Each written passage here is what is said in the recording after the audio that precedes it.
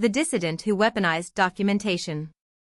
In April 2011, Ai Weiwei walked into Beijing Capital International Airport.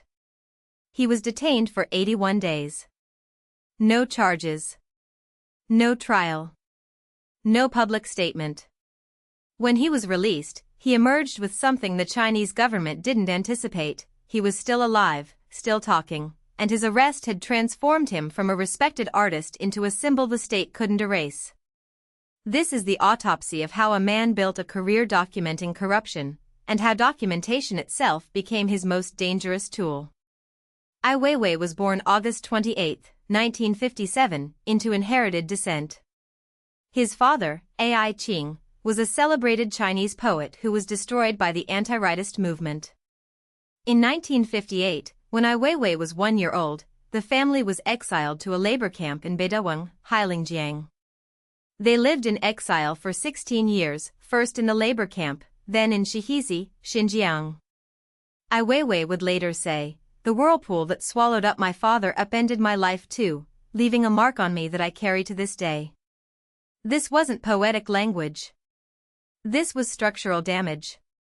When the Cultural Revolution ended and Mao died, the family returned to Beijing in 1976.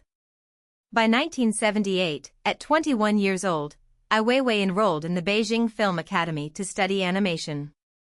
But animation wasn't his destination, it was his cover.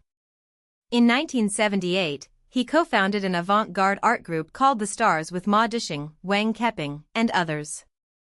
The group disbanded by 1983, but Ai had already learned something critical: how to make invisible ideas visible. From 1981 to 1993, Ai lived in the United States, one of 161 Chinese students to take the TOEFL exam in 1981, part of the first wave allowed to study abroad after China's 1980 reform.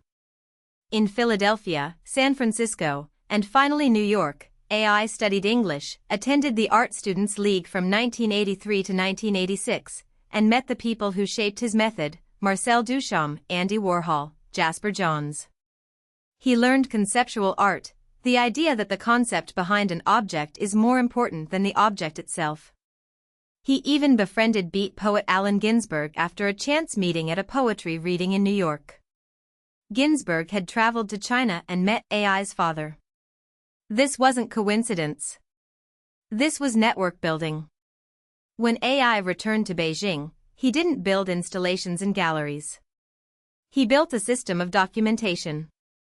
He carried a camera everywhere. He photographed his surroundings obsessively. In 2008, when the Sichuan earthquake collapsed schools, tofu dreg schools built with corruption and substandard materials, Ai Weiwei investigated. He collected the names of children who died. He documented government negligence. He posted the investigation online. By 2011, his blog had become a surveillance system pointed at the state itself. The government moved. They arrested him. Here's what the narrative missed: Ai Weiwei's real innovation wasn't art. It was infrastructure. He understood something that artists usually don't, that power operates through documentation and erasure. If you control the records, you control the truth. The Sichuan investigation wasn't a performance piece. It was evidence collection. When he was detained for 81 days without charge, the state was trying to erase him using the same method he'd used against them: disappearance. But Ai had already distributed his documentation. The files existed elsewhere. The photographs existed elsewhere. You cannot arrest a distributed archive. The real failure wasn't the state's, it was their miscalculation about the permanence of digital records. In 2008, when Ai began his investigation, the internet was becoming the primary storage mechanism for truth. The Chinese government had perfected censorship for print media and television. They had no infrastructure for a single person with a camera and a server. By the time they arrested him, it was too late. The documentation had already replicated. The lesson isn't about art or activism. It's about how control systems fail when their adversaries understand the system better than the controllers do. Ai Weiwei won not because he was braver or more creative than the state. He won because he recognized that in the digital age, documentation and distribution are the same thing. Once something is recorded and uploaded, censorship becomes impossible, not because the state lacks the power to suppress it, but because suppression requires resources multiplied by the number of copies.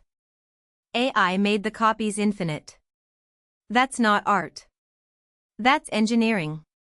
He was allowed to leave China in 2015. He now lives in Portugal, Germany, and the United Kingdom. The system that detained him learned nothing. It simply moved to controlling the cameras before they could record. But by then, Ai Weiwei had already taught a generation that a device in your pocket and an internet connection were more powerful than any official statement.